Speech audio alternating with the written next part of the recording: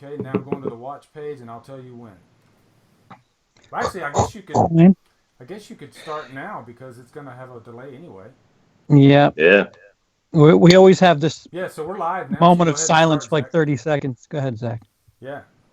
Okay. I'm good. Cool. Here we go, Lee. Okay, now I'm going to the watch page, and I'll tell you when. What's up, everybody? Actually, I guess you could. Let me mute now because it's going to have a delay anyway. Yeah. All right, hey, what's up, everybody? Today we're doing another Scream stream, and I got a very special guest. Oh man, where's the guitar? Damn it! All right, anyway, we'll roll. Messed it up. Yeah, but I got a That's special all guest. you get. I'm not getting paid for this.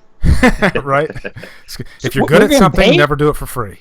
Anyway, yeah, I got a special guest today, Cody Leach. We just did a collab together actually, and I believe I'll let him announce that. But yeah, I got Cody here. Of course, I got my partners in crime. I got Zach from Zach versus the Blu-ray Mountain, and I have CP from Will I Like It Reviews.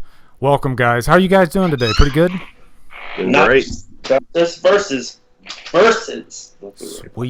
Sweet. All right. Cody is a good friend of mine. I think me and Cody have been friends for what, like about a month now, right? Something like that. Yeah, right after Rings came out, because I think I found your Rings video, and then you found mine, and then here we are. That's cool. You know, it's like this. There's a new generation of of YouTube coming out, and Cody's kind of in that mix, and you can kind of tell who's gonna fly and who's not gonna fly, and Cody's definitely a flyer. So yeah, get your wings. But yeah. So I guess before we get started, I'll let Cody make his big announcement. Go ahead, Cody, and introduce yourself first if you want. I'm horrible at this. What's going on, guys? Cody Leach. If you want to find my channel, it's pretty easy. It's just my name. So just search Cody Leach. I'll be the first one, or you can go to youtube.com/Cody Leach channel. And yeah, later on today, 3 p.m. Eastern, we got me and Lee's first collaboration. I have a show that I do called Top 5 Rundown, where I just pick a topic and give my top 5, and we're going over our top 5 horror sequels. It's an awesome video. We did a lot of really cool things with it, despite the ridiculous amount of technical problems that we had to deal with. It came out really well, but that kind of goes right into what we're going to be talking about today. Yeah. Cody, that's Leach, right? That is correct, Leach. Awesome. Yeah, Cody's got some great content, guys. He's really rolling through a lot of his reviews. I think he's currently in the middle of the Nightmare series. Am I right on that, Cody? Yeah, I had Nightmare on Elm Street 3 Dream Warriors done in the can, had a ton of stuff in it, and then like the lightning strikes once in a while, the thing got completely wiped on my computer. So that's what's taking me a while to get back to it. Post. Yeah, it was horrible. So yeah, Nightmare on Elm Street 3 and Nightmare on Elm Street 4, for those of you who have been patiently waiting, are going to be out by the end of this weekend, I promise you. And then we'll be back on track on Nightmare. Sweet. And Zach and CP, we've both done collabs with each other before. Me and Zach did most underrated slashers, top 5 underrated slashers, and CP and we have Horror Needs a Hero that we do together. But the way that Cody, I think Cody said he might have been the brainchild of this, but he does a collab by using Google Hangouts or Skype and record in real time and then posting it after, which I think is a genius idea because you can kind of feed off of each other. So you guys will see what that's like, and you can actually see some of that he's done with other channels like Durbania. Me and Durbania right now are going through the whole Alien franchise. We just got through the first 4, and this Thursday we're dropping AVP and AVP Requiem, and me and him are kind of the ones that came up with this setup. So keep an eye out for that. I told Cody I'm probably going to steal this idea. But CP, how you been doing, buddy? I'm good, thank you. Sweet. Zach? What? Zach? I'm fine. I was just going to say that the Alien franchise, or whatever you want to call it, is really fun to review. It is. Me and Tim from Reviewed Later reviewed them way back. I remember that. Those are great reviews too, actually. Yeah. What's been fun about it is Durbin from Durbania. This is his first time watching every single one of these movies, with the exception of Prometheus. So it's really cool having somebody who's grown up watching them and somebody who's watching them for the first time kind of collaborate on what they like and what they didn't like. So it's a really cool kind of dynamic that we got on those. Mm-hmm. Wow. Zach, what else would you saw call Prometheus before he saw the Alien franchise? He saw Prometheus first. Yeah. That's Yeah. interesting. That's Uh, interesting. Technically, it's a prequel. And then he saw Life before he saw the first Alien, which I told him not to do. Exactly. Oh, That's not interesting. I said, don't do it. And he's like, I totally did it. why would you do that? Yeah, Oh, I told you, Durbin, if you're watching, I told you it was a crime. that's a crime. Oh. I guess before we get started, I'll say hello in the chat to a few people. We got Heels AL. I think he's new to the chat too. Silky Wilkie, Jason Hamilton, White Tim, What up, and the Jason? Blue Corner Dennis. All right, cool. So yeah, welcome everybody. Today we're going to be talking about horror sequels, and which is what me and Cody talked about in our collab. But we're gonna delve even further. We're gonna get some favorite sequels from CP and Zach, and maybe throw around a few bad sequels here and there too, and maybe get some from the chat too. First off, I'm going to ask, what makes a good sequel? CP, we'll start with you. What do you think? When you're in the kitchen and you're cooking up a good sequel, what do you like to see? Like, say for Friday the 13th, what do you think makes a good sequel? Continuity, for starters. I mean, it's no secret I'm going to list a couple of Friday the 13th here. Oh, yeah. I would say the strongest, and it's certainly arguable, but the strongest Friday the 13th are the 4-6 sandwich, and they have that little mini Tommy Jarvis storyline there, which follows continuity to some degree. I mean, the fifth one kind of happened, but I always like to think of 4 and 6 as somehow connected with a hiccup in the middle there. But not departing too far from what made the original great, I think is probably the easiest thing to say. I mean, when we list some of the bad stuff, I'll get into that a little bit further, because people try to reinvent the wheel, and especially in horror, especially in slashers, you don't really need to. No, you don't. And Totally agree. Oh, Zach, what do you think? As far as, like, what do you like to see in a good sequel? I like it when the story evolves into something bigger. Yeah. I always like a bigger story in the second one. Normally, the actors bring more to it in the second one, because the salaries are higher in the second one. When it comes to horror sequels, I want the killer to be more badass in the second one, the body count to be higher in the second one, to find out more about the killer in the second one. I want more. I want it to open up more in the sequel. Mm-hmm.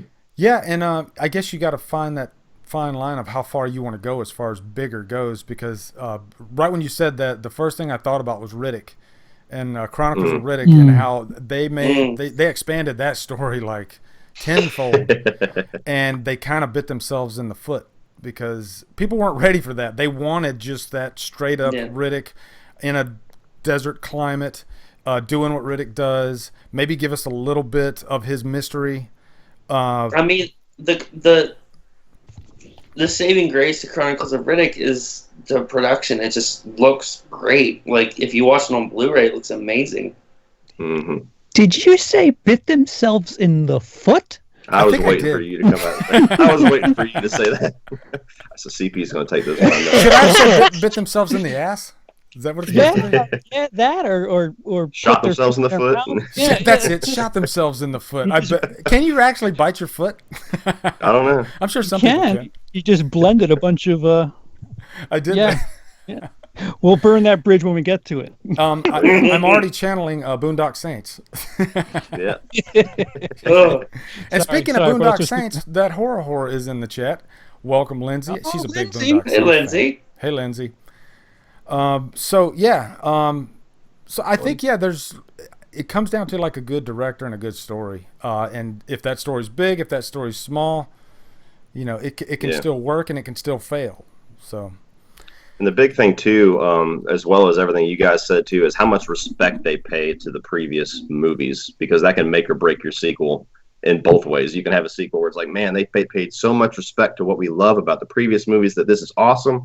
or you'll have a sequel where like, dude, they totally screwed everything that came before this, and now there's no coming back from it. Yeah, definitely. I'm trying to think of some more examples that kind of fit into what we're talking about here, because Riddick was one that I was thinking of, but Aliens is also a great one to talk about, because Aliens not only went bigger, but it almost crossed into a different genre.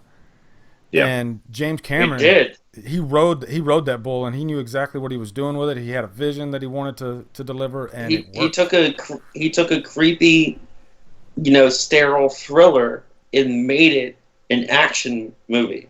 Yeah. Mm-hmm. Like that's a complete opposite of the first Alien. Yeah. I wouldn't call it sterile, though. Our first disagreement. I don't know. Have you seen the first 20 minutes of Alien? Yeah. That's what I feel about it. That's the way I describe Ridley Scott's direction. That's the way I feel about it. He gets away with it, though, doesn't he? Oh, yeah. Because I freaking love him. I would call that I like tension. that slow burn of the first one, because Yeah, I'm that's interested tense, in that all the movie. visuals that are going Sterile, on. but what I mean by sterile is I mean really clean. Yeah. Yeah.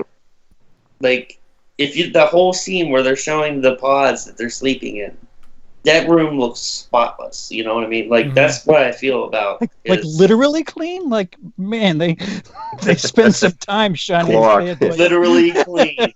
I saw the Clorox cleaning the lady shit in the out of this corner. scene. This is going in my B-roll. Okay? You don't put it in there, I will be mad.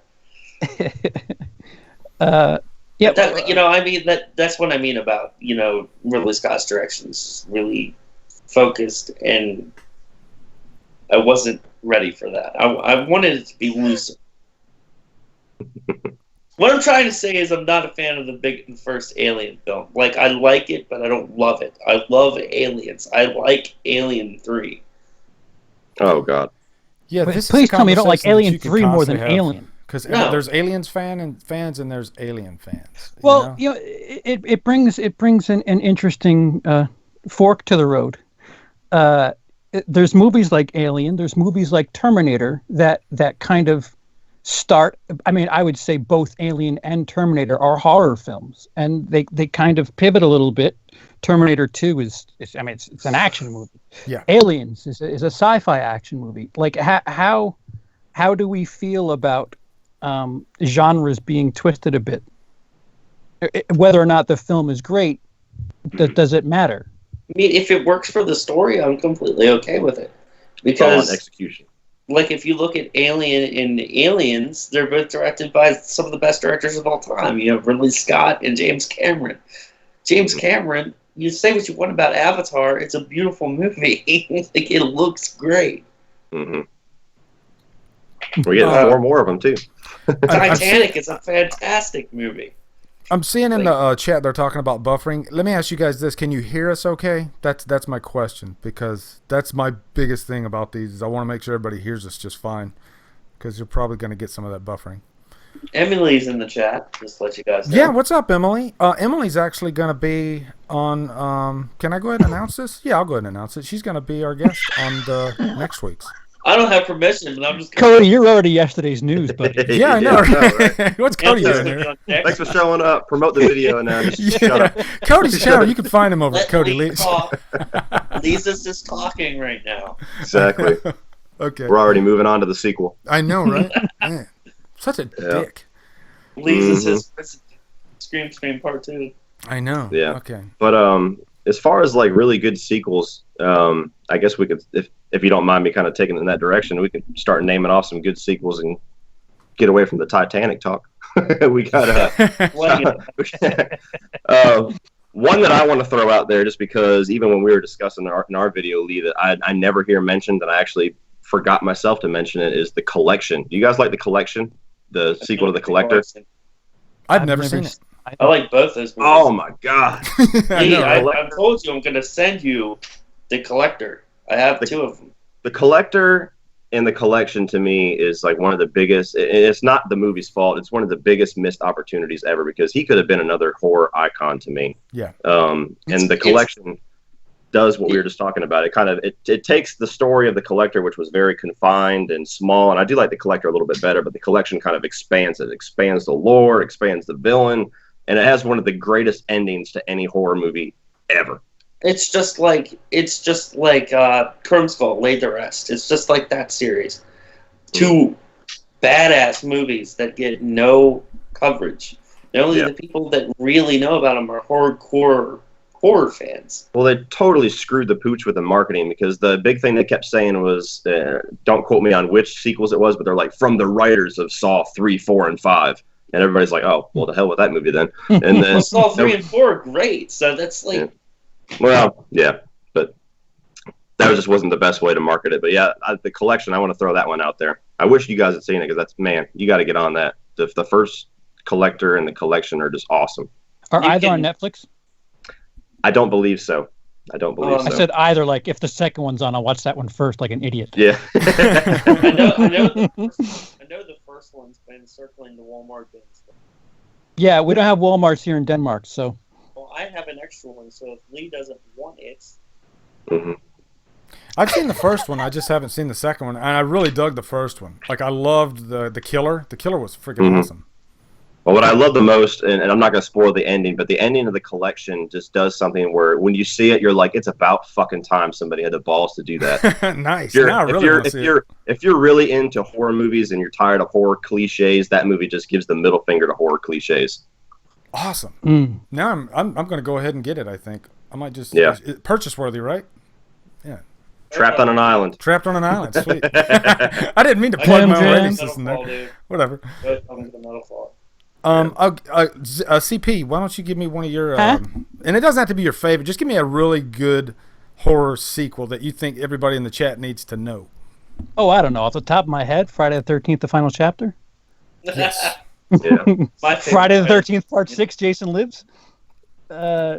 He's back. His favorite is Jason X. Well, that's the tail end of this conversation. Why is part 4 so good? And I agree with you, CP. But tell us, why is part 4 like just on another level?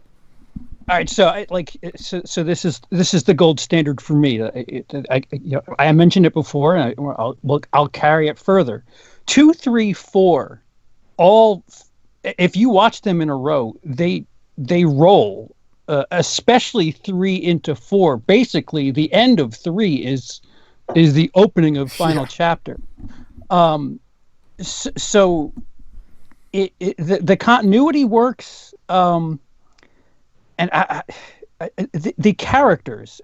Listen, we're talking about horror, so obviously we're not talking about any sort of Oscar-worthy performances here. But the characters are decent enough that you kind of care when they die, and that kind of matters, I think. For as much as people will say that they just like kills, yeah, sure, interesting ways to see somebody, spill corn syrup all over the place is all well and good, but every now and again it's nice to have some characters that give you reason to root for something. And final chapter, and I said it in my review, everybody's all worried about sex, whether it be having sex for the first time.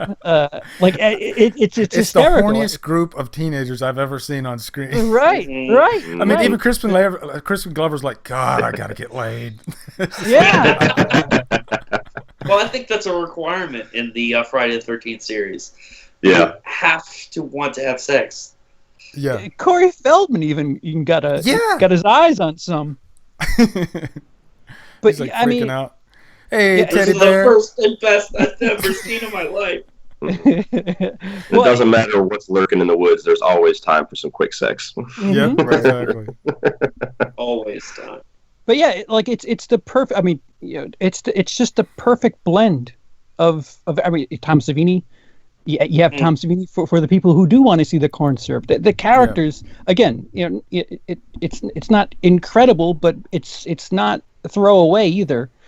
And it's an interesting bad guy in Jason. You get the continuation of his story.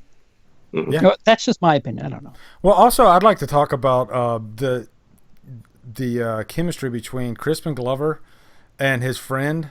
Yeah. And the throwback back and forth with each other, and the computer. Well, let me put it in the old computer. He's like, There is no computer. Computer right, don't and lie. there is no Becky. Yeah. Or whatever the hell her name was. There is no Becky. Yeah. I think the thing that I like the most about Part 4 is the character that's looking for his sister. Yeah. Oh. Because I mean, it doesn't really fit in continuity because they don't, the character doesn't fit with any of the other movies, but it could be a story that happened in between some of those movies. You know what I mean?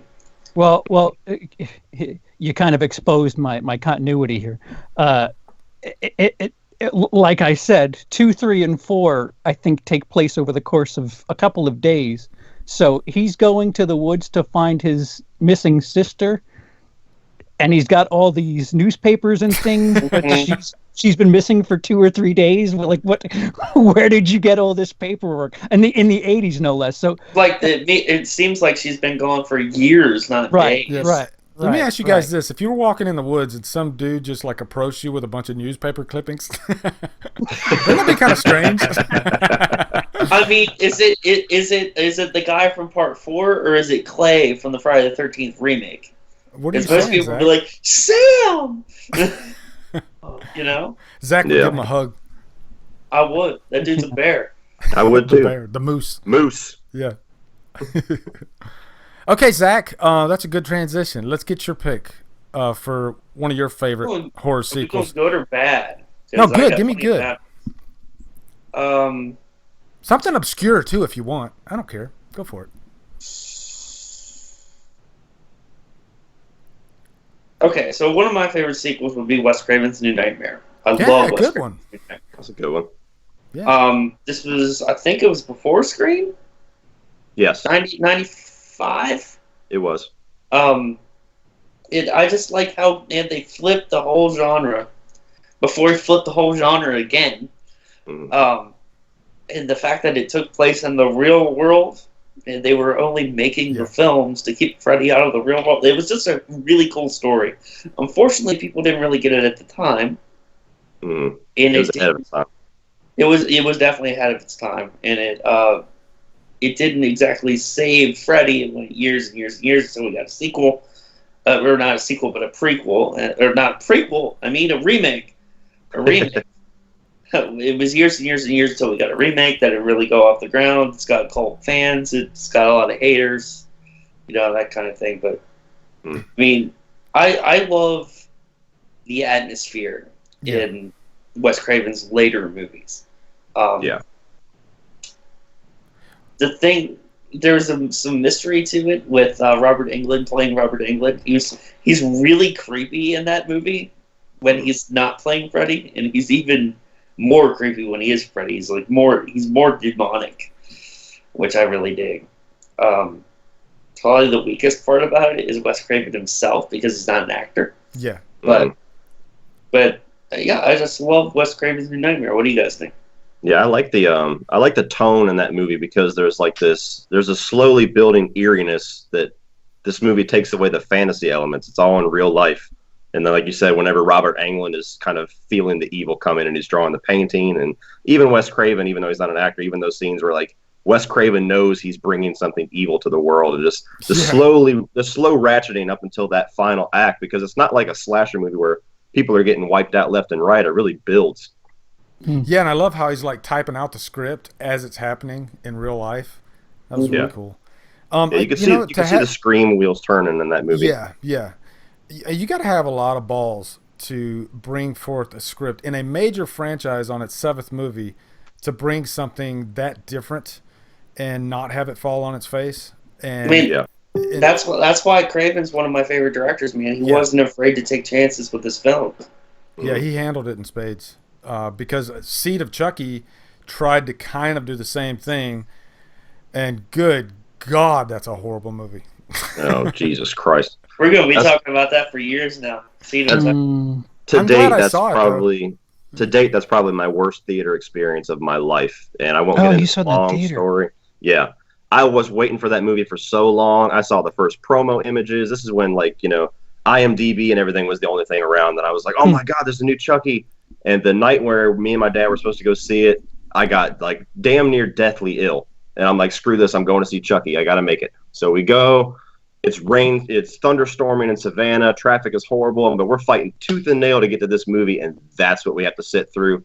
And oh my god, like that movie forever is like a gigantic stain on my movie life. Like Halloween Resurrection. Yeah. Or Jason. I had a similar experience with Resurrection. I wasn't like dog sick or anything. I was dog sick after the movie. Yeah. But yeah, for me, seeing Myers on the big screen is just like the greatest thing ever. Like I get the ultimate high. And Resurrection, I was so looking forward to it because it was supposed to come out in 2001, and they pushed it back a year. So I was just like, oh, you're killing me. And so finally they put it out, and I remember just sitting in the theater watching this atrocity. And then when Busta Rhymes does the roundhouse kick, I almost got up and walked out of the theater. I swear to God. And I never thought I would do that in a Halloween movie. I just couldn't take anymore. I was just, and the ending's not bad. Like, I think they kind of made up for it with that last 10 minutes, which was kind of cool. But everything before that last 10 minutes, just, even Laurie Strode was just completely shit on. Well, yeah, that's one of those. Go ahead, CP. Or Zach. Go ahead. Don't ever confuse us, ever. Yeah. I wasn't even looking at the screen. Hey, talk at the same time, guys. I just heard somebody annoying, so I figured it was CP. Process of elimination.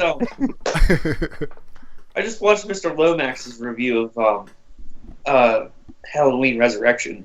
Yeah. And it reminded me of when I watched it, because it's been a long time since I heard anybody talk about Resurrection. They actually kind of had a good thing going there for like the first 5-6 minutes of the movie. Like, yeah.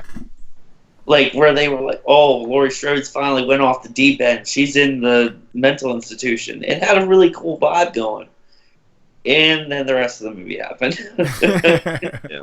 It's one of those movies like I was talking about that just doesn't respect what came before it, because H2O, say what you will about the movie, the ending of that movie is awesome. Oh, that's even if to me in my head that's the end of the series in my head's canon. And then Resurrection, like you said, it goes in an interesting direction, but then it just chokes the life out of what was great about the end of H2O, and it makes you try. You have to believe that Michael Myers, crushed the throat of the one guy and changed clothes and all this crazy shit, and it's like you're already losing as soon as the movie starts. If they could have just tweaked the story a little bit, and then when Laurie Strode killed Michael in Halloween H2O, they could say that, hey, the evil was transplanted into her, and now she's the killer for the final movie. Yeah, something like that. Like, they got to kill all the Myers kids off. Like, and what are they doing with that whole basement thing and the freaking rocking chair and all that crap? So stupid. Yeah. They're trying to explain more about Myers, but everything they're explaining is dog shit. Just stupid. I hate when they try to explain too much, and that's not a sequel problem. That's more of a prequel problem, but nobody cares about why Jason had a hard childhood, and that's why he's a killer. Like, I can't stand Hollywood's obsession with going back and telling the childhood trauma of these killers. Yeah. I guess I can give my sequel that I want to discuss. Oh, my head. No, you're not allowed. So my pick is gonna be, and this was actually in our top 5 collab, but I think it's worth mentioning is Sleepaway Camp 2. Ew. You don't like Sleepaway Camp 2? I've never seen it. You never saw it, of course. See, that's why I mentioned it. I wanted to recommend a movie to you guys if you haven't seen it, because Sleepaway Camp 1 is a completely different animal than Sleepaway Camp 2. Sleepaway Camp 1, you had this ending, this twist ending, and I won't spoil it, just in case somebody hasn't seen it in the chat, but it's just one of the... Pretty sure most Goodbye, should I just go... I'm not going to say anything, but I'll just say that it's probably one of the most shocking horror endings in history. Would you guys agree with that? Yeah, for sure. Yeah. The chat's going to go off. Jaws of life to remove this thing from your skull after you see it. You'll never forget it. And so when the filmmakers came back with Sleepaway Camp 2, they saw an opportunity for a franchise, but there's no way you can top that ending. So, you know what? Let's just we're not going to get Angela back either, Felissa Rose. So, you know what? Let's make this franchise kind of what Evil Dead 2 did. Let's make it really fun. let's make our killer have a blast with her. Like, she doesn't even care about anybody that she's killing. She's just having a grand old time as she's doing it. She's laughing. She's, and she's lovable. That's that's one thing that Pamela Springsteen nailed in Sleepaway Camp 2. You can't help but just love her to death, even though she's going around killing everybody, and they totally don't deserve it. Mm-hmm. So I've never seen it, but like I told you, Lee, I did order it. It will be here this afternoon. So I'll be writing nice! that wrong. I can't wait to hear your thoughts on that one, as well as Psycho 2 and The Burning. Oh man, Psycho 2 is incredible. The Burning is so good. Psycho 2 is so good. Yeah. Zach, have you seen Sleepaway Camp 2? No. No, nobody, huh? I'm the only one. Wow. I've only heard that the second one and the third one are nowhere near as good as the first. And the first because the first one is kind of. I would disagree with that. Not a lot of stuff happens. Oh my God! It's 90 minutes of PUD, and then wow, look at that. And then the last second is PUD. Yeah. Yeah, right. Hey, there's a head, and then there's a head. Yeah. No, but I would disagree with that. I think Sleepaway Camp 2 is a fun-ass ride. And the poster kind of gives away the tone of the movie, because the poster has Angela with a backpack that has Freddy's glove and Jason's mask. So you know what you're getting yourself into, but it's a good time. 3, on the other hand, not so good. And those two were filmed at the same time, back-to-back, which is really funny. It's like they ran out of story or something. But the second one, I think it's a fun-ass ride. I say definitely check it out if you haven't. I'm shocked none of you have seen 2 except Burning, That's crazy. Sleepaway Camp 2, and the collection. Yeah, I definitely want to see the collection. Cody, what's your next one on your list? Give me one more good one, and then we'll start talking about some shit. All right. I'll bring this. Well, actually, no. I'll save that for Zach, because I know he was going to talk about that one. Child's Play 2.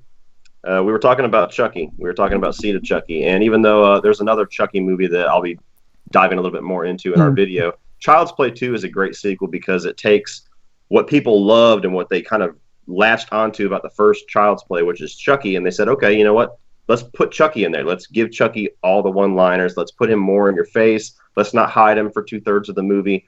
And Child's Play 2 is just a fun sequel because it carries the story from the first one. It's got some great one-liners. Like I love the scene in the school whenever he's got the ruler and he's like, "You've been very bad," and he's getting ready to go to the teacher. And even one of my favorites of the whole franchise too is whenever the dickhead foster father falls down the stairs and he's holding him and he's like, "What's hanging, Phil?" and drops him. So I love Child's Play 2. I think that's definitely how you do a sequel right with a character as grand as Chucky. Yeah, I liked part 2 better than the first. Part 2 has a fantastic final act. Like it's I love it. And I like the final girl too. Yeah, she's awesome. Yeah, she was awesome. Her and Chucky. Goddamn women drivers. Yeah, her and Andy work very well together. Yeah, I'm glad Andy's coming back for Curse of Chucky 2. That's going to be really cool seeing him in a new movie. Yeah, is he going to have like a major role? I don't know. I'd assume so if they're going to bring him back. I mean, he was just that little tiny, 2-minute stinger at the end of or that was Curse of Chucky. Cult of Chucky is the new. They're really trying to get this back into theaters. They are, and I hope they succeed because the Seed of Chucky should have buried this franchise forever, but he's slowly bringing life back into it, and I'm excited as hell. Yeah. I'm excited, man. Now that I know that they're bringing back the original, like that's awesome. Yeah. And before I give my additional thoughts on Child's Play 2, I just want to say, Garbage Day. Okay, cool. I just wanted to say because Jason Hamilton mentioned it in the chat. You are a dancing monkey. I am. I tell you. Okay. One thing that I have love. some change for you, Lee. What's that? I have some change for you. Thank you. Did you guys notice that there's a? Did you guys Person know in the there's chat a asking wink to to say Evil Dead 2 in Child's Play 2? Say it again. There's a wink to Evil Dead 2 in Child's Play 2 when he has when Chucky has like the knife for a hand. Yeah. That's kind of a wink for Evil Dead 2. But there's a wink to Evil Dead 2 and Spider-Man 2 too. Yeah. I love that scene in Spider-Man 2. Mm-hmm. That's like it's like something for the horror fans And I remember I was just so giddy when I saw that in the theater. I was like, yes, we're getting some like Evil Dead Sam Raimi for just a brief second. Nice. There's another Evil Dead reference in the Spider-Man series too. Uncle Ben's car. Oh, wow. Oh, cool. Good call. I never. Now even I'm never going to noticed unsee that. Wow. Sam Raimi's one of those directors too. You're talking about Wes Craven. He's always had a lot of balls with his movies. He's always gone in whatever direction.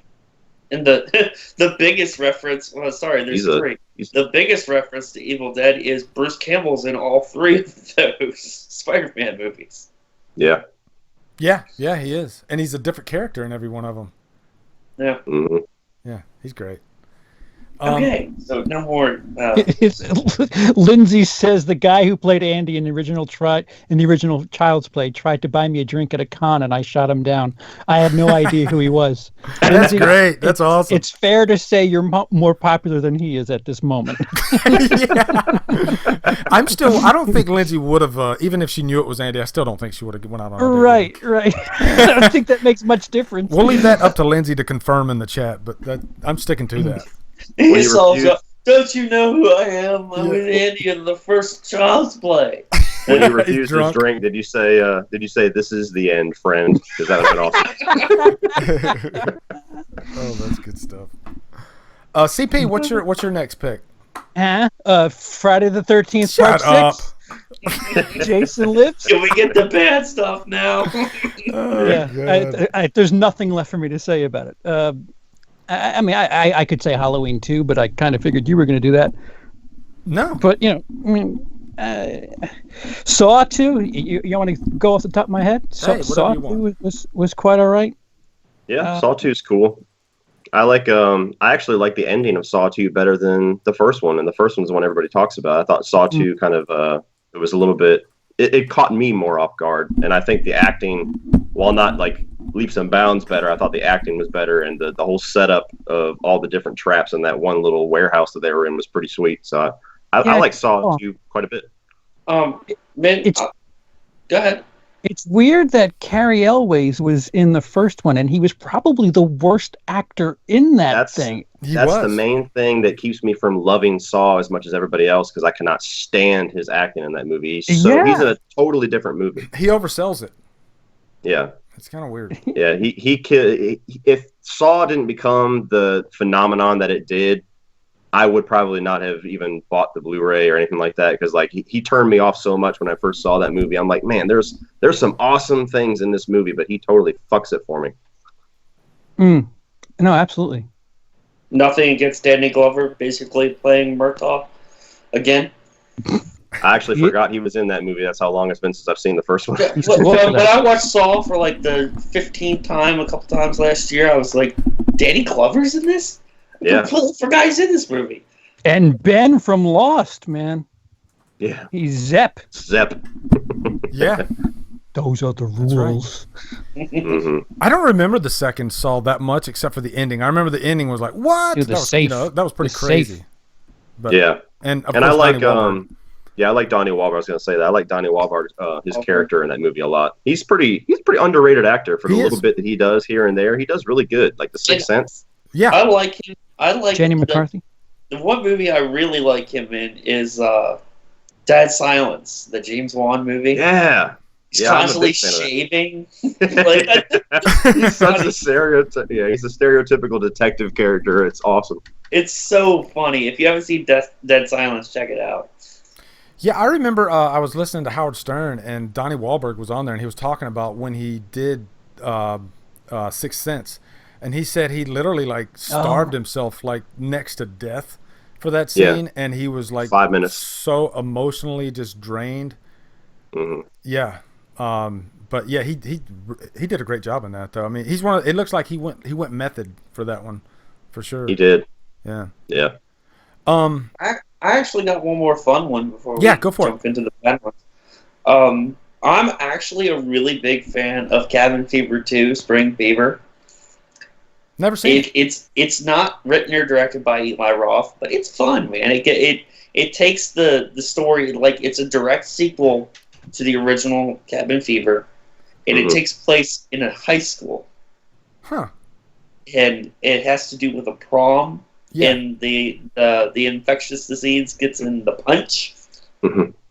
And it gets in the water that was leaving the. Obviously, it was in the water that was leaving the station at the end of the first one. So they have all the water. The punch it somehow gets into the pool. It's really gross at some points, but it's fun. Like, it's a really cool sequel. It's not bad. The acting's okay. I've It's never seen the alright. first one even. I definitely suggest watching them back to back. Like, Yeah. if you're not, like what I say about Eli Roth, if you're not really haven't checked out his movies, like that one, He's got a style though. He's got this quirky like His Yeah. humor. you're gonna it's- have to be prepared to chuckle, and if Like, and you if can- and if you're not, you're not on board. Thanks. you can tell that Cabin Fever was written in the 90s. Like, Yeah. that's the way it was made. Yeah. I'd There's- either start with Cabin Fever or Knock Knock. Yeah, Cabin Fever is interesting because that's a movie where it very much you have to be prepared for it, just like CP says. His style of humor is you're either for it or you're not at all. And I'd agree with that. that's the thing that I always love about Cabin Fever, though, despite some of the humor quirks that I don't quite get into, is that movie really nails the creepy slasher feel with there not being a killer anywhere. It's just the disease, and that's a really creative. Mm-hmm. It's a really creative move that he did in that movie. So I always appreciate it for that, if nothing else. Yeah, it's like all these kids are going up to this cabin. It's starting out just like, I mean, I said it in my review. It starts out just like a slasher movie, but it's not. It's a disease film, and you can tell about, like, dude, you feel for the characters in the first one. It's pretty. Yeah, say what you want about the. Is there a blowjob incident? In I was part waiting two? for that, CP. In part I was two, going to yes. ask, but CP beat Yes, it to me. there is. Yes, there is. Who else to ask? Honestly, They should make like a slasher movie where every single kill involves a blowjob. Yeah. Oh my god, it's gross, but it's great at the same time. Oh, okay. You know what? Emily brought up a question earlier that I wanted to. I think it's a good topic of discussion. Emily, and I who's think gonna be Cody here will next like week. this too. Army of Darkness. Do you Brought to you think by it Shudder. tips? Do you think it tips the scales too far in terms of comedy? Hell no. Ooh, no. Hell no.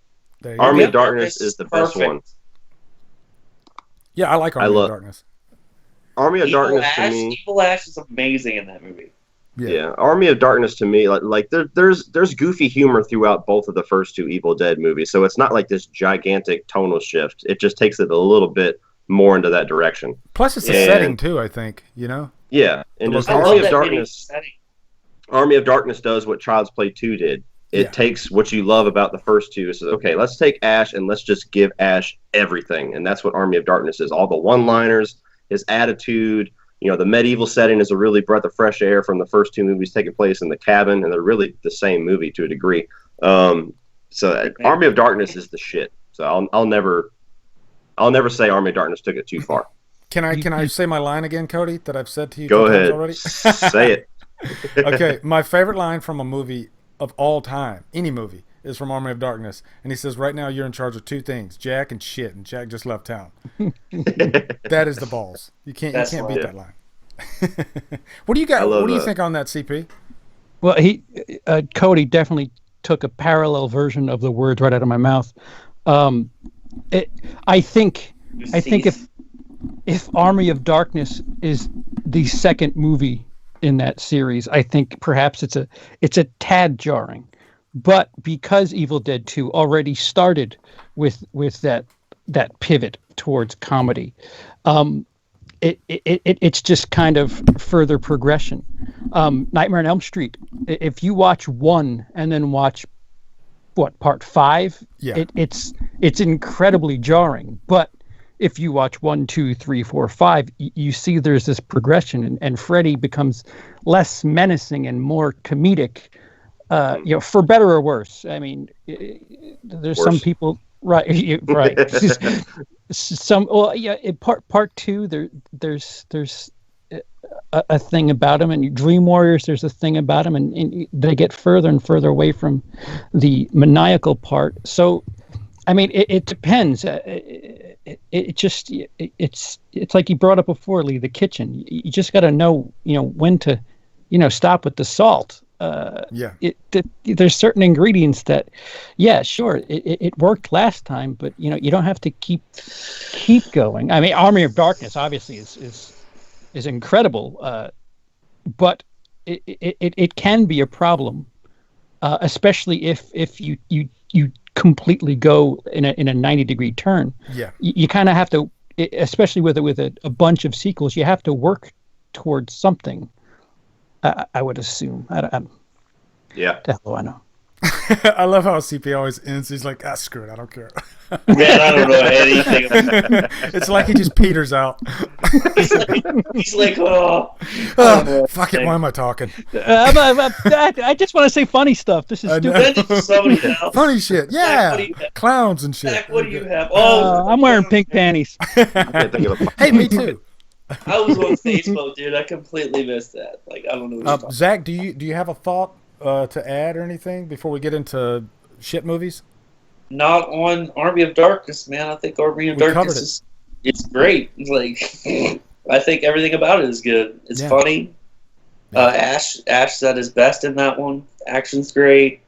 Practical effects are awesome. Like it's a great movie. And I'll say one thing: shop smart, shop S smart. Right, Jason Hamilton? Okay. That's right. It's technically a prequel, in my opinion. Yeah, but not really. Well, if you pay attention to Evil Dead 2, when they're looking in the book, you can see scenes straight out of Army of Darkness. Yeah, you can. That's true. So it is a prequel. But it's like he has memories from the previous movies, So it's weird. I don't know. Continuity. It's like a Terminator. Continuity in Evil Dead, dude. Yeah. It's not going to happen. Yeah. It's a Terminator Salvation. It's in the past, but it's also in the future. It's like oh no, reality. We don't even want to talk about Genesis. Okay. Oh no, Jenny Smith. That's a great segue into shit movies. Hey, that's awesome. That's so natural. I'm going to start this one. Okay, my bad movie. I wanted to go. No, I'm going. All right. We'll be quick though. Okay? It'll be fun. It'll be fun. We'll do this. All right. So the thing about Seed of Chucky is no. Go ahead. I'm going to give one that maybe not everybody's seen. I'm saying this one because the first one is one of the greatest horror movies ever in my mind, and that is The Descent Part 2. Have you guys seen The Descent Part 2? Not in a long time, but I have. I don't remember hating it. It's definitely pales in comparison to the first one. Yeah. But I did think that they got some things right with it. But it definitely, it's not. The Descent is way up here, and The Descent Part 2 is like, okay, that worked in spots. Yeah. I still think it doesn't have a Blu-ray release, right? It doesn't, not in the States. But I'm with Cody. I don't hate it. I can watch it, just to continue that story if I feel like it. But it just fails on every. I think one of the problems is they tried to repeat the same movie, and it's like every aspect of that first movie. It's like they turned it from 10 to 5. You know what I mean? In the characters, even the cave doesn't look as eerie and creepy in the second one as it does the first one. They got the creatures like they have like a crap pool or something like that. They take a crap, and it's just like, did we need this scene? It's just. It's still forgettable. I think that's the biggest thing. That's the worst crime a horror sequel can do is be completely forgettable, and that's what the Second Descent is. And Lindsay loves the Second Descent. I don't get it, Lindsay. I don't get it at all. Well, that's one of those movies too, and this is one of the ways that you can make a bad sequel, even if you intend on making a good movie, is that some movies don't need sequels. You can probably argue at some point in every slasher franchise there would have been a good point to stop. But The Descent, especially if you're a fan of the unrated ending, there's no story past that. You know what I mean? So whenever you shove a sequel into there, even if you do a lot of things right, it's hard to come back from that. Mm-hmm. So Zach, CP, have you guys seen it? Any thoughts? I've never seen The Descent 2. Okay. Have you seen The Descent 1, Zach? I've seen the first one. Oh, okay. Good. I like the first one. Yeah. Mm-hmm. So Zach, what's your bad sequel? I have a lot. Okay. Yeah. But the first one I'm going to go with is The Boogeyman 2. The sequel to the remake. Because The Boogeyman is actually a remake of an 80s film. But anyway, the sequel is freaking pointless. It's so bad. They actually brought Tobin Bell into this franchise and did nothing with him. Like, he did absolutely nothing. You could tell he was phoning in the performance. It just was not good. The scares were not good. It was lit shitty. I could not stand it. And it only got worse as it went. The second one was bad. The third one was even worse. Mm-hmm. And thank God they didn't make a fourth one, because I would never watch it. The third one was set in Japan, I think, which was strange. But they took a character that the only good thing I liked about the first Boogeyman, they killed him off in the sequel. And there's two endings to the Boogeyman. There's an ending where the guy lives, and there's an ending where the guy dies. But they're saying, technically, in the sequel, that the alternate ending is the ending to the original Boogeyman. So that's always weird when they do that. They messed with continuity, and they killed off the only character I liked in the first one. So, man, Boogeyman 2 is definitely on my list. I've never seen either one of them, actually. Yeah, me neither. Wow. I didn't even know there was a sequel to the first one. The first one is directed by... can't remember. Yeah, I know it's produced by Mick G. and... no, it's produced by Scott Kripke, one of the producers of Supernatural. So it has Ghost Rider 2. Supernatural look to it. And it's produced by Sam Raimi as well. So it definitely feels like a extended episode of Supernatural. Yeah. Zach, do you like Ghost Rider 2? Parts of Ghost Rider 2. It does have I like nice the look cinematography. of Ghost Rider in Ghost Rider 2. And the cinematography is done pretty well. But other than that, it's pretty shit. He And not that only Nicolas pisses Cage fire, guy, he man, I pisses mean, he's- excellence. Well, the one thing that I could say that I love about Nicolas Cage is he doesn't do too many sequels. Yeah. Ghost Rider 2, I think, is... Ghost Rider 2 and Bad Lieutenant are probably the only sequels that he's done. National Treasure. National Treasure. Yeah. So National Treasure. there's three. There's three sequels that he's done over his entire career. So... I didn't really care for those movies, the National Treasure movies. It's just Oh, man, I love the National Treasure movies. I don't know. I like fake or something. I don't know. I liked the first one a lot, but when it came out, it was the end of the school year. So usually the last week of school in high school, they'd play a movie, and every fucking teacher in high school played that movie. So I saw it like 18 times in a week. And I hated it ever since. Just to let you guys know, there was no Nicolas Cage movies on my list. Wow. Oh wow. Absolutely none. Because there's no such thing as a bad Nicolas Cage movie, right? What's that one that's in the $2 bin at the Walmart? That one. Oh, Nicolas now it's Cage? the $2 bin? Oh no, wait, that's like 20 of them. Excuse me, I'm sorry. They're It's the slashing $6 prices. bin now. Prices are falling. Watch. There's always a Nicolas Cage. Actually, there's a lot of those movies on Netflix. A lot of Nicolas Cage's newer movies are on Netflix. Yeah. He's got his own genre on the thing. If you go to like horror, comedy, Nicolas Cage. Nicolas Cage. Nicolas Cage has... Well, if you look, seriously, look at Netflix. Most of Nicolas Cage's filmography is on Netflix. He's got a secret deal or something. Yeah. I wouldn't doubt it. The dude needs money. Yeah. L.A. Moldano says the Children of the Corn series. What the fuck? Yeah. Basically every sequel. Yeah. All right, so we got my first one. Who wants to go next? CP, go ahead. Jason X. Oh, I like Jason X. Stop it. Jason X has got some fun stuff. That's fun, man. Uber Jason. Take it back, CP. Hey, I actually won the first episode of Masters of Movie Trivia with the Jason X question, so I'll always have a little bit of appreciation for it. There you go. Fire back before we gang up too much on you, CP. Jason goes to hell. There There you go. Now we're cooking with Crisco. Yeah. No, sorry guys. New line. Just Yeah. why the future? Why space? Yeah. And I could say the same thing for what? Leprechaun. So we could get Freddy versus Jason, man.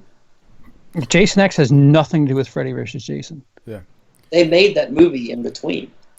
Jason Goes to It Hell. was a spot filler. Oh, okay. You know that. So it has nothing to do with the fact that Freddy versus Jason. It's not like the story has a squirt of piss to do with. Well, Freddy yeah, versus- there's no continuity there, Two but squirts. they needed a movie to make in between before they could get the rights to do Freddy versus Jason. Yeah, so why work on it if why spend any time making a movie that's worthwhile because you're just buying time? That movie's But, just I mean, what were the other ideas? Jason in Africa, Jason in the winter. Like what else do we have? give me the winter. How about Scuba Jason? Let's put him in a scuba suit and put him underneath the lake, and everything takes place in the lake. Well, I would love to be a fly on the wall in that production meeting. They're like, where the hell could we take this franchise? And they always have the joke out there, well, fuck it, just take them in space. And the guy's like, no, seriously, let's do it.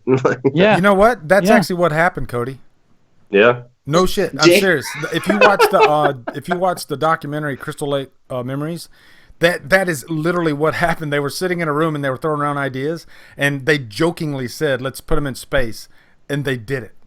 Oh, wow. Yeah. I'm just envisioning James Cameron presents Liquid Jason. Like, Yeah, I enjoy the so bad that it's good aspect of Jason X, but it's definitely just the existence of it is kind of like a parody because just like I was joking about, that's literally where you have no idea what to do, so you just throw shit at the wall and see what sticks. let's pay a lot of money and get David Cronenberg in our movie. Yeah. Yeah. yeah. Just to say something about Jason Goes to Hell real quick. It is probably the worst, if not one of the worst. But I can't blame Adam Marcus, who's actually a friend. He's on Killer Flicks, and he comes in and he chats with us all the time. Really? But I didn't know. Adam, if you're watching Sorry, this, Adam. no, as a seriously, Friday no. But fan, from his viewpoint, no good. he said the direction he was giving from Sean Cunningham was get that damn mask off of him.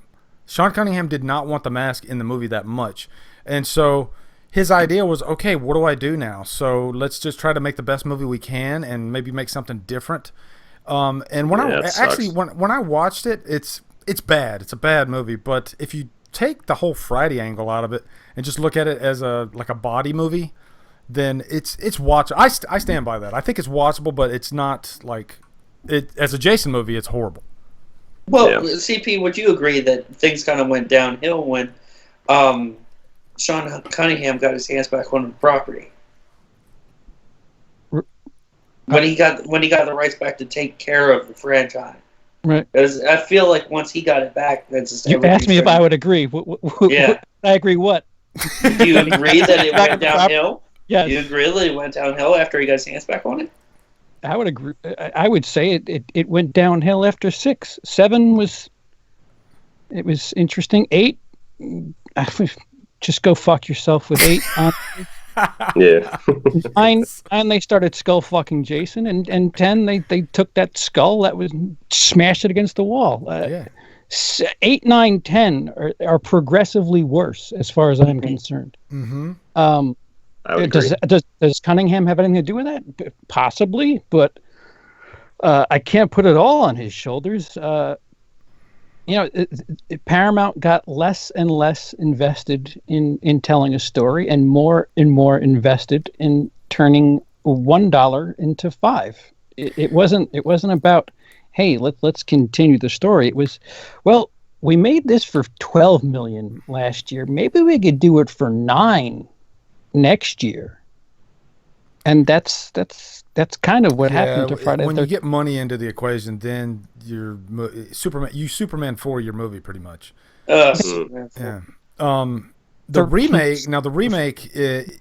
remake could have been great, but then half the characters took a shit all over the movie.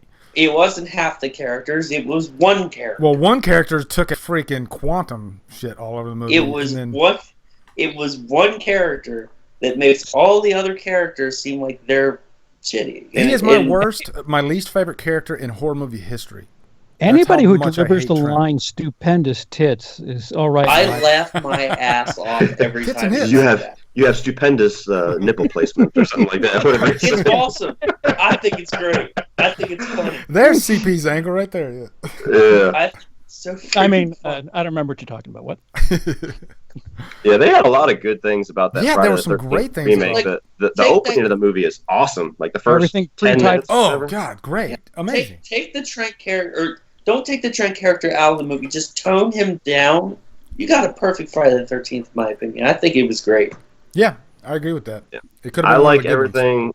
I like everything except for his character, and I don't like the ending that they tack onto that. Like I like the evil lives on endings if they do it right, but that one was just lazy to me. You throw him into the water chain, then he comes back up, and it's like, well, now what? It's like they ran out of ideas, and they were like, okay, let's just go with what the audience expects. Yeah, exactly. Yeah. There's an alternate death for Jason too, in that one, and I can't remember exactly how it goes. I have to watch the Blu-ray again. Yeah. But I know there's an alternate death. I'll take it. Cody, did you give your bad movie yet? I did not, and there's one that I want to talk about because this is another direction you can take for bad sequels. Now, this is far from the worst of the franchise. It's actually still a pretty decent movie, but for what it kind of squanders about the movie that came before it, I always kind of have a bone to pick with it, and that's Nightmare on Elm Street 4, Dream Master. Oh, wow. Now, Interesting choice. That's where, and like I said, it's not. I wouldn't even consider it a bad movie, but the direction that it takes the franchise always pisses me off because that was the tipping point. That's where you have everything that was badass about Dream Warriors and everything that they nailed, and they came out with 4, and they ramped everything up to 11. All the humor, all the goofiness, the kills aren't even all that great to me. They're very gross. I don't like many of the characters, but it's still a fun movie if you just kind of let yourself watch it, but. Because 3 was so successful, 4 made ass loads of money. Yeah, I think until the remake, I think, don't quote me on it, it was the most profitable one of all of them. And they said, oh, well, this one made the most money, so let's take it even farther in the next one. And it just it tanked the series after that. But that's Dream. That's the one Renny Harlin. Yeah. I always get Renny Harlin mixed up with the third. That's kind of his style, balls to the wall. You know, because he's an action director. But Die Hard 2, I think he did. Die Hard 2, Cliffhanger, Deep Blue Sea. He also directed The Legend of Hercules, but we're not going to talk about that. We're not going to talk but about he that. also went in there and directed a movie with no freaking script. It was being written while he was directing it. So. Oh yeah. And that's what it's definitely not the worst of the franchise. I actually don't remember enough about 5 and 6 to put them out here as my worst, but I just don't like the direction that they took the series after 4, because everything that 4 created is the reason why the series fell afterwards, especially after what is arguably the best of the franchise, Dream Warriors. Then you get Dream Master, and it just kind of starts that downhill. Then the Now, don't knock that karate scene. Oh God! Oh my God! That was so stupid. And not only that, it kind of pulls an Alien 3, and it gets rid of all the characters you love from Dream Warriors in the first 10 minutes, and some of the worst. And it's got the worst. I will say it now: the worst resurrection scene ever in a horror movie. A dog pisses. He pisses Freddy comes back to Freddy's life. grave. Yeah. Oh my God. Yes. There's things that I enjoy about 4, but the direction it takes the series is why I put it out there, because that's some of the things you do that will create bad sequels. I loved Lisa Wilcox in it. She's the one saving grace of the movie, I thought. Yeah, Lisa Wilcox was great. One thing that I always remember about 4 is from watching the Never Sleep Again documentary. That's one of the portions of the documentary that's the most interesting to me, because Renny Harlin was literally like a homeless guy. Like he didn't have he was sleeping in on friends' couches. He stunk. He went to the studio every day. Every day went to the studio, same clothes, stinking all to high hell, begging for a job. And they give me the ran job out so of you options. take a shower. They pretty much wanted him to take a shower, so they gave him the job. But I mean, if anything, that's a testament of what not giving up, on some kind. I don't want to get all preachy here or anything, but it's not. Yeah, I mean, it's not like, man. I guess they had like a certain thing that they were looking for, and he did direct Prison before that, and Prison's not a bad horror film. It's okay. Mm-hmm. But yeah, especially Freddy's one-liners bother me in that movie because they're all so gross. You know what I mean? Like, yeah. How's this for a wet dream, Joey? And like stuff like that. And there's such a tone of grossness throughout that movie. But yeah. Did you know Lenny Quigley is actually in that movie? Is she? Yeah, but you can't see her face. She's actually one of the souls that's behind the skin. I don't really pay attention to her face. All you see, it's funny you say that because that's all you see of her is her breasts. They poke out of the scene body. You're talking about Freddy's whenever chest. she kind of arches. Yeah. Why? Why? Why? That's your legacy. They didn't need her that day. They just needed her breasts, pretty much. That was it. It's just you know, Lenny Quigley, you just use a stunt. It was probably hilarious because she probably had a bigger role. She probably said something and they cut it, and when she saw the final cut, it's just her tits. She's like, "Son of a bitch!" Like, yeah, if you look online, you can see like a behind the scenes photo of her, like, and she's just covered in like goo and all kinds of stuff. And she's on set though. But man, look at guys. We've been talking for an hour and 7 minutes. Cody, you're an awesome guest, man. You really are. Thanks. I'm glad to be here. It's a lot of fun. Yeah. Let's move on. Let's talk about some horror news. I don't think you gave one. I did. I guess I didn't give a crap movie, did I? No, you gave The Descent Part 2. Oh, I did. Yeah, The Descent Part 2. Oh, Zach must have been asleep or something during that part. So. Well, you weren't talking about him. I think I caught Zach yawning again too this time, CP. Because you guys are so incredibly boring. Yeah. Oh yeah. Zing. Okay. Horror news. Predator. If I ever play Fade to Black for you again. Oh man. Mm-hmm. Speaking of boring, now it's personal. Yeah. Predator will not be CGI. They will not use any CGI for the new Predator movie. Good. That's what they're saying. Great. What are your thoughts on this? Do you want a new Predator movie? Go ahead, CP. Hell yeah, I want to turn it for you. Sorry. Thanks, CP. Zach, go ahead. Go. Stealing CP's thunder. Well, why would you say no to that question? I mean, look, you got Predator, right? You got Predator 2, which was, it was okay. You got Danny Glover for some reason in that movie. And then you have Alien vs. Predator, Alien vs. Predator Requiem. We need a new Predator movie. We need something to put the Predator franchise back on the map. Fucking good. Oh yeah. I thought it was One of the okay, greatest. but it didn't put it back on the map. It was one of those movies that was trying to be the first Predator movie. Because it's a sequel / remake, man. They do shit in that they did in the first one. They need a movie that's completely original and brings us back to, brings Predator back to the big screen in a big way. And they have the perfect person in place to do that with Shane Black, because that guy screams originality with everything he does. I'm a Shane Black fanatic. I love Shane The other Black. guys from last year was one of my favorites. Kiss Kiss Bang Bang is such a underrated movie. Even the movies that he writes, like Long Kiss Goodnight and stuff like that, he's just an awesome Cody, guy. what was the name I of think that movie you said? What guys? The Nice Guys. the other guy. You meant to say Nice The Guys. Nice Guys. The Nice The Guys. nice guys, not the other guys. Yeah. Just had to correct. Not that one. Yeah. But yeah, Shane Black, if anybody can do it, it's him. I honestly believe that. Like he was in the first Predator, so he's got a certain amount of attachment to it. He's going to bring something original. He's going to bring something new. I don't think he's the last person in the world that's just going to rehash something. So if nothing else, we're going to get something wildly different. Yeah. And some fun dialogue, I would assume, too. Always. He's a genius with that. And then they're saying that Arnold's not going to be in it, but I'm telling you, Arnold's in it. I wouldn't bet too much on that, because his actual quote was just saying that they really only wanted him for a small scene, like a post-credit stinger, probably to set up another movie where he would come back. And unless he was a huge presence in the movie, he said he didn't want to do it. So I'll be shocked if we see him in the theater. It'd be awesome to see him. It would be. All right. So if Arnold Schwarzenegger is in the whatever new version of Predator that comes out, what do you expect from him? I mean, I think we talked about this either 2 weeks ago or whatever with Sigourney Weaver. Like, there's got to be a point where it's either the actor in the series or the series that moves on. Yeah. Because, I mean, Schwarzenegger was great in Predator, but it's only one movie we're talking about. I mean, I could feel the argument for Sigourney Weaver in Alien a bit more, and her, they wrote themselves in a circle. When people talk about her in future Alien movies, it's like, all right, well, fucking how? I hope not.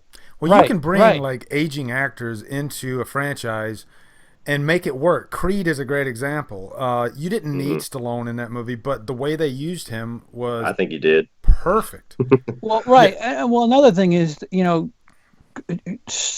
the Rocky character in Creed is not anything close to what Ripley is in Alien. Yeah. I think go ahead. I think the issue is that if they bring Arnold back, the only sensible way to use him is that they're going to go to him for advice, like how did you defeat this thing back in the Then he 80s? dies. And if it's or he dies, and it's so cliche that everybody who thinks that's the first thing they go to, so it's not really what I would call necessary in the movie. Like the movie will go on just fine if Arnold doesn't show up. We found something to talk about in the chat. I'm just looking forward, like they go to him. I just envision him with this huge beard, like this is what you got to do. You got. Well, I think if Arnold played a central role, like this is the guy that knows how to take on these predators. If you give him, some meat in the story and not just be a quick plug-in, then I think it could definitely work. Yeah. And maybe kill him off at the end of it or something like that.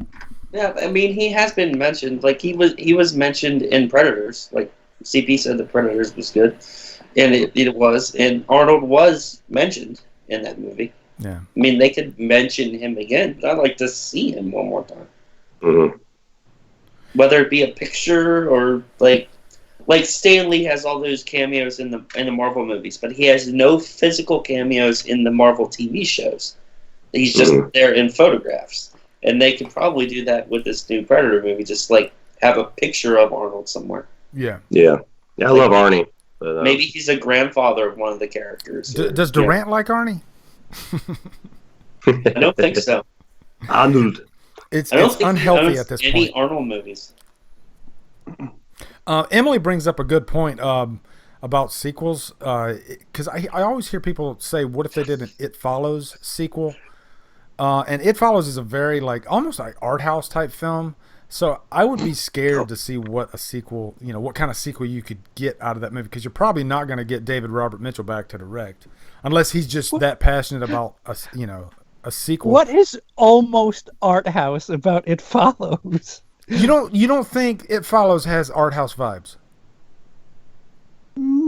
I think it has Halloween vibes. It does. Yeah. I mean, it's definitely a hybrid, but I can definitely sense some art house vibes in that movie. The way there's like subtlety, the way the camera just kind of, I don't know. It's not directed like a normal slasher movie. Yeah, there's some flavor in there. I remember reading that. I remember reading that their idea for It Follows, which I guess is easy to think of, is if they do a sequel, it's just going to dive more into the origin of the curse. But they got to be careful with that, because that goes back to what I was saying about pushing the sequel if there doesn't really need to be one. If they do it, great, it's going to be awesome. But if they kind of squander the mystery and the creepiness of the first one, then don't bother. Yeah.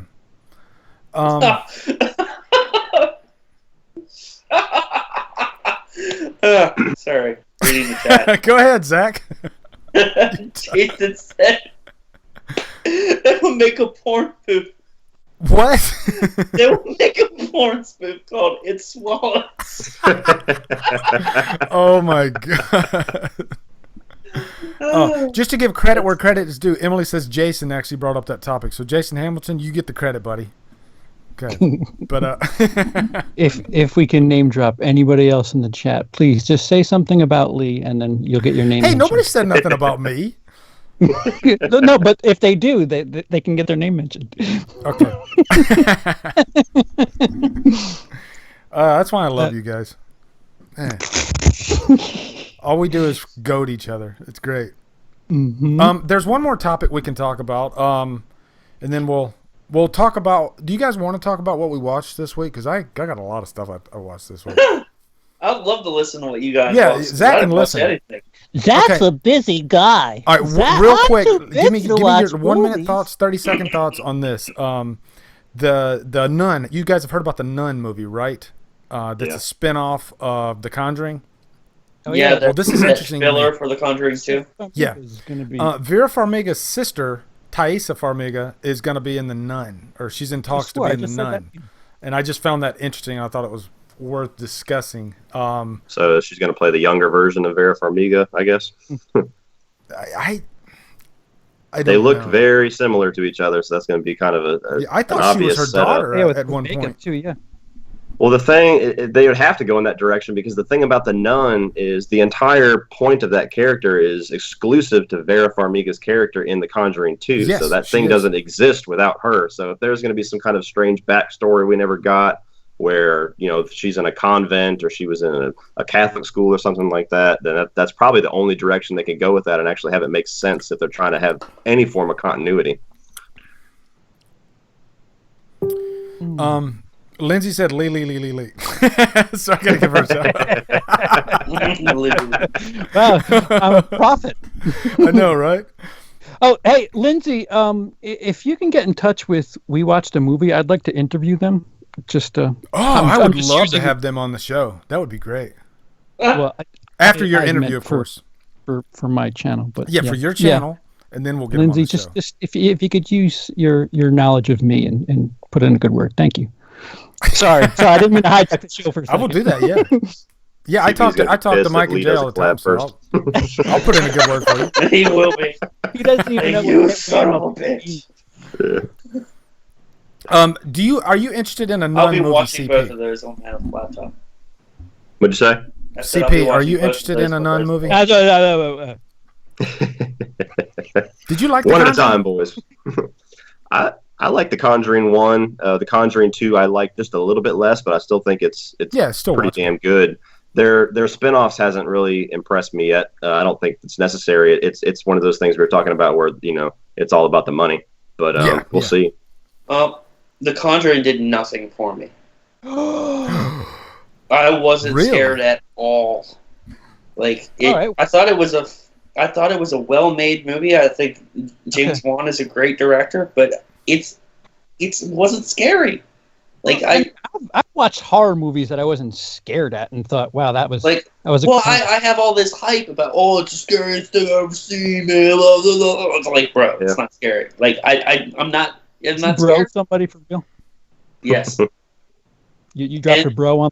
I did jump a bro on him, but I do feel that I like the course correction that they're doing with Annabelle and doing the creation and kind of trying to negate the Annabelle movie that came out that was terrible. That was directed by the guy that did Mortal Kombat Annihilation. And this one's going to be directed by the guy who directed Lights Out, who's kind of getting taken under James Wan's wing. Yeah, wow, Lights okay. Out was a good movie, so hopefully they can do a whole Ouija Origin of Evil with Annabelle creation, and then have a good movie in there that negates the first one. Yeah, and there's another franchise in the making with Lights Out. I mean, potential. Yeah. So. What? What's Oh, CP? yeah, okay. Okay. I was trying to remember how it ended, and Very I was quickly. wondering- Yeah, abruptly. Very suddenly. right. I was just trying to think how they. But yeah, there's how they- definitely potential for a sequel there. Yeah. With Don't Breathe. No, Lights Out. You're saying. Lights Out, yeah. There is going to be a sequel to Don't I'm Breathe. mixing those two up. I don't know why I'm doing Wait, that. is that confirmed, Zach? Is there going to be a sequel to Don't Breathe? I know that Fede Alvarez wants to make a sequel to Man. to Don't Breathe. If I remember correctly, and I don't remember exactly where I read this, there's an alternate extended ending to Don't Breathe where whenever the two characters, and spoiler alert if you haven't seen Don't Breathe, just like mute this, but whenever the main character, Jane Levy, and her little sister are going down like the train station or whatever, it actually shows like a cane come into view like he's found her. And I think that's the direction they're going to go in the sequel is like he's hunting her down. Oh, On a wow. train. Mm. Oh, that would be dope. Yeah. I'm I so mean, down for that. You could do anything with that character and make it awesome. Like if he's that badass to do what he did in the first movie, there's the gloves are off. Yeah, definitely. I just don't want, like, let's say they get on the train breaks down, they do something like Howl with it, and there's more characters. Yeah. Yeah. Like, I don't want it to get too bloated. Like, No, got to keep it the way simple. they did it the first one was perfect. So, Absolutely. All right, you can unmute it now if you're waiting for the spoilers. Okay. Yeah, unmute. Last topic, and then How we're gonna would wrap somebody this up.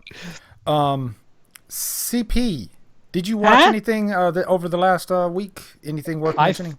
I finished Scream season 1. Nice. thoughts? Thoughts? Um, Double thoughts, Lee asked too. they better carry over the short-haired girl because something smells like shit with that character. You're gonna like season 2, man. Season 2 Okay. is really good. Okay. Yeah, that's all I'll say. Hey, Cody, have you Okay. seen the Scream TV series? I have not. I was planning on checking it out, but then the whole news with season 3 came out, and everybody was pissed that they were not continuing Yeah. the story. So I'm kind of gun shy about starting it because no. It's I unfortunate, hate starting. man, because they had a good thing going. I It's hate. not unfortunate, man. It's not Wait. unfortunate. Here Here we go. So season 2 ends with some sort of version of a cliffhanger, I'm assuming? Well, not a there's cliffhanger, but unanswered questions, and- you know? Yeah, and a version And of a cliffhanger. Yeah, and So that's wrap what, that whole thing up before you start over. Yeah, and that's the thing. Whenever I hear those rumblings before I start a series, I'm always gun shy about starting it because I don't want to be disappointed. Like there's so many shows that absolutely. I'm like I need to check that out, and then they cancel it, and everybody's pissed about all these unanswered questions, and I'm like, well, I'm not even gonna bother now. Like Penny Dreadful is a good example of that. Everybody says that the season 3 just kind of wipes the show clean, and you're like, oh, well, I don't know if I need to start it now. Yeah, I like Penny Dreadful, the but thing- yeah, the that thing last is- episode kind of they just too many unanswered questions. So The thing about Penny Dreadful is it ends kind of like, but it continues in the comic series. yeah, And the comic series is just as good as the TV show was. Okay, cool. So if you do read it, or if you do check it out, read the comic after it ends. Because it ends it. For sure. Sweet. Cody, anything you watched over the last week that's worth mentioning? I haven't watched anything brand new like that, like the Psycho 2 or anything that I was mentioning that I'm excited to check out tonight. The only new movie that I watched over the past week was The Fate of the Furious. Okay. I went and saw that and I reviewed that, I and did watch some. yeah, and it was okay. And I've kind of my patience is kind of wearing thin with that franchise. I know it's supposed to be big, it's supposed to be dumb, and it's you're supposed to suspend your disbelief, but the amount of disbelief you have to suspend is getting too much to Is that ask. Paramount does that? Or is They're it gonna- Universal? Universal. Yeah, It's it going to was- be it's going to be in space by 2020. I promise. Yeah. That They was released the idea that they had, man. Tyrese released some picture on his Facebook, which if it's just him trolling everybody, I guess he's a genius. But he released a Fast 9 poster that's got Matt Damon with like some kind of thing covering his mouth, and it's like you can't run from ghosts or something, and everybody's freaking out like, oh, Matt Damon's going to be in the new one, but I don't know. It was okay. I wasn't as impressed as everybody else. I thought that they're taking it way too far into superhero territory. Yeah, You all right, Lee? I got a superhero vibe off of Fast 6. I will tell you that. Yeah, Fast that's 5 where they was really started awesome, kicking it into but that after territory that, when he like dives from the hood of the car midair over the bridge, and then it's just like I definitely got one in Fast 7 when the house explodes. The house explodes and Dom looks back to the camera. I'm like, what? are you a superhero? Like, what is this movie? Yeah, Well, They I saw a fake redirect poster where a they're like in torpedo. space and they're on top of the hood of a car and they're jumping from the car to a spaceship. Oh, that would be great.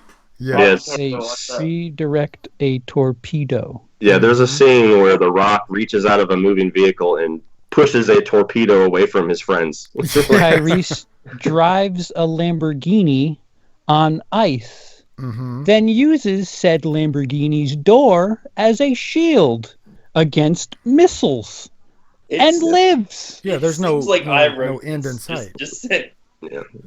Well, No, he was- I watched a couple movies. I'll just talk about two of them. I watched The Devil's Candy, and I watched The Void, and both definitely worth checking out. The Void is great if you I like. fell asleep on the Void. So did What's I. that? Oh, you fell asleep? Go ahead. Tell us how great it is, Lee. Well, no, it's not nearly as good as The Devil's Candy. There's problems with I think the story and the characters, but the characters aren't like dislikable or anything, but they're just kind of there. Yeah. But Yeah. the practical effects, I think, are great. I mean, it's going to harken right back to The Thing and The Fly, Hellraiser. So it's definitely worth watching if you're a horror fan. You know, I mean, it's not great now. Talking about great, Devil's Candy is fan-freaking-tastic. Like, that's my favorite movie of the year. It's right up my alley. It's got metal music in it. Ethan Embry's awesome in it. There's just so many great things to talk about with Devil's Candy. Ethan Embry? What's that? Yeah, Dutch Emery. Thank you so much for knowing Dutch CP. Now there's a new love for you because I love that fucking movie. Dude. Yeah, no, absolutely. That's Ethan Embry is Dutch and then Empire Records. That's in that order as far as I'm concerned. Yeah. Wasn't he also in that movie with Jennifer Love Hewitt, The Party, or something like that? Oh yeah. Can't Hardly Wait. Can't Hardly wait. That's it. I mean, I don't want to. Wait. Puffy shit. What are you talking about? I do want to drop a bombshell, guys. Go ahead. First of all, do videos like Tokyo Drift, and I love Tokyo Drift, so hell yeah. And I love Tokyo Drift too. second of all, I actually watched something this week. Okay. What? I watched The Accountant. Ah, okay. You watched I what? freaking loved it, dude. The Accountant. Oh, Accountant was cool. good. I haven't Ben seen that. Affleck movie. Ben Affleck's basically like a buff Riddler. Like, I'm serious. To me, that movie was Ben Affleck saying, "All right, Damon, you got the Bourne franchise. Watch this shit." That's exactly what I said. Yeah. That's exactly what I said to my parents. I'm like, is this Ben Affleck's Bourne movie? Because this is awesome. I would rather Except watch the it. camera stays still for some of the action. Go figure. I love. There's a scene. There's a scene in the movie where he walks into a conference room and there's a woman asleep, and the look on his face is like, this bitch. So he walks in. He taps the table. She doesn't wake up. He moves the chair. She doesn't wake up. Moves the chair again. She finally wakes up. Well, hello. It's I love it. I love his character. I think he's funny. Yeah, I hope we get a. You guys still there?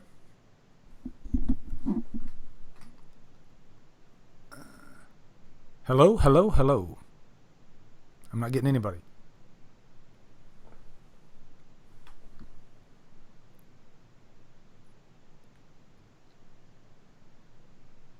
Lee, Do you Yeah, like can you guys hear me?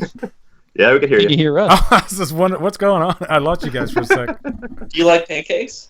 I do like pancakes. I was asking you if you like pancakes, so you're looking at me like I was crazy. Yeah. All right, so I guess it's time to wrap it up. But look for Cody's collab with me this afternoon on his channel. 3 o'clock, right, Cody? Or something like that? 3 p.m. Eastern, and you will know it by the badass little cover photo that I made for it. Man, that thumbnail is like stuff of legends. That's all I'm going to say. Where do you see this thumbnail? Yeah. But yeah, man, we thank you for being on our show today. The flow was just unreal. So we're definitely going to have thank you you guys. back sometime. Really appreciate it. And we had a lot of people watching today, so thank everybody that's in the chat that joined in with us today. I'm loving these Scream streams. I'm having a blast. Thank you, as always, to CP from Will I Like It Reviews and Zach from Zach versus the Blu-ray Mountain.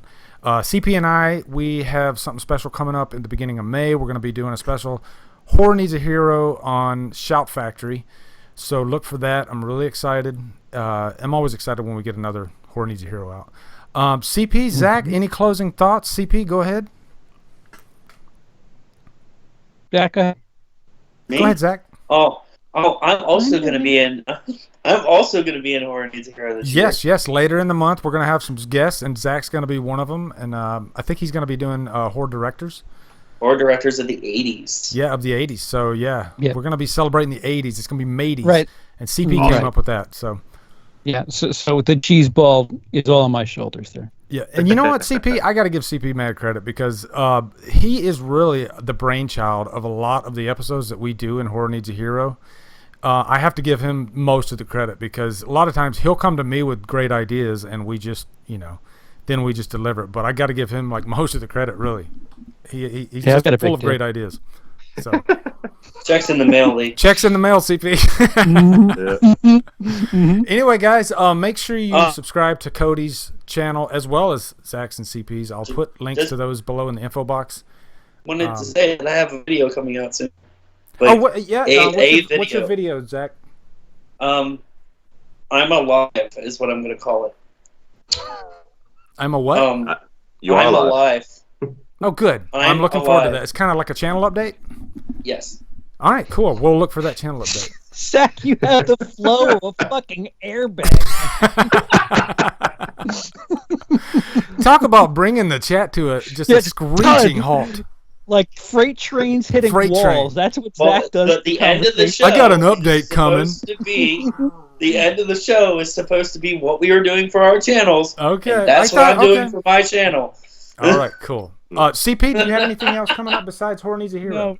No, Zach just totally Okay. The airbag's deployed. Let's just get out of here. Okay. Cody, what's your next review coming up? Well, like I said, I got the Nightmare 3 and 4 I'm going to get out by the end of this weekend.